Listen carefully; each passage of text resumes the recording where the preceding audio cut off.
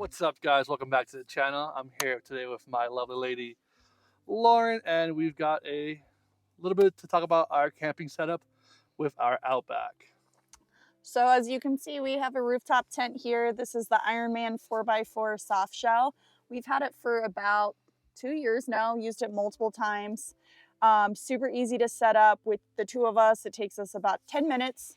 Was a little bit of a learning curve, but after the first time, we've gotten faster each time. Pretty much, yeah. So, overall though, the tent fits two of us comfortably, even with our puppy Nix in there, even though she's not a puppy no more. You could probably squeeze in 3 if you're smaller than me. Or have a small kid.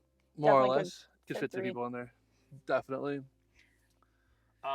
It is weather resistant so far. It has a padded mattress in it. It's about a 2.5, 3-inch padded mattress. We do recommend that you do add an extra padding if you want to, just because of the material of the pad itself. It's like a canvas, so it doesn't really have any good airflow. And we're getting old, so sleeping on just that can be a little rough on the back for, you know, our older millennial folks like us. Exactly. Only thing I would change is probably the ladder. It's not the sturdiest ladder.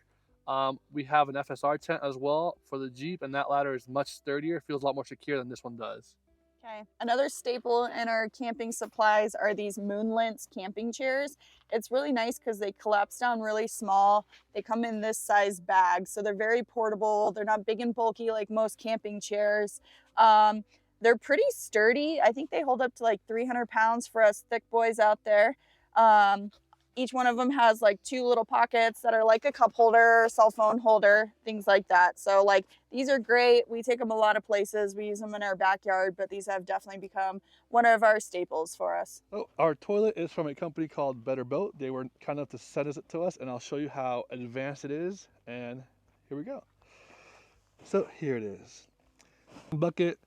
BetterBoat sent us the seat portion of it. Pretty much, it's a toilet seat with lid, and it also provides you with some eco bags, about 100 of them.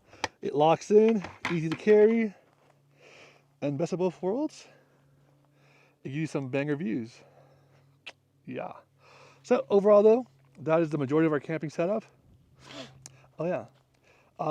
Haven't pulled it out yet, but we use a Camp Chef. This is the, I believe it's the MS2 GG. Also, another thing that we always take with us is our Chillbo Schwaggens couch pouch. This was sent to us by them. Honestly, it's great. I love it. I use it in my backyard, camping. It's pretty durable. You can use it on rocks. There's multiple videos on how to blow it up, but honestly, I just cheat and use our little air compressor that we use for air mattresses and things like that. But it's great.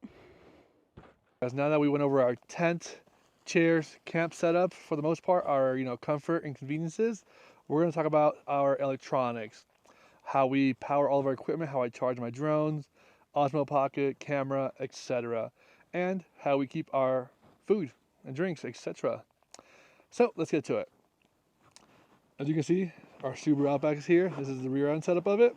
We have a 100-watt solar panel here from Allpowers, and then I'll show you what we have it on the inside hooked up to. So let's get to it. It brings a long enough cable. You can leave it outside and have everything else inside. So here we go. Oh, all right. So here we have our R600 from Allpowers. This was sent over to me. So shout out to Allpowers for hooking it up. And BougeRV was also kind enough to send me over this little fridge. It's nice not having to deal with ice anymore, as that was a pain in the ass. But here it is. So I've got it set now at its max. I think I have it at 34 degrees or 36. It just shut off. You can see what it's using as far as volts. It does have a locking feature, which is great. Capacity wise, we don't have much in here since we were just here honestly to shoot this video. So we have a decent capacity. You can probably fit 24 cans in here. We have some applesauce and some protein shakes, but it keeps it cold. It can even freeze. We haven't done anything with freezing yet, but overall though, it works phenomenal and keeps everything cool. It is have a seal on it.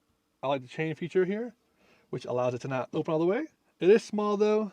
Wish we can get a bigger one.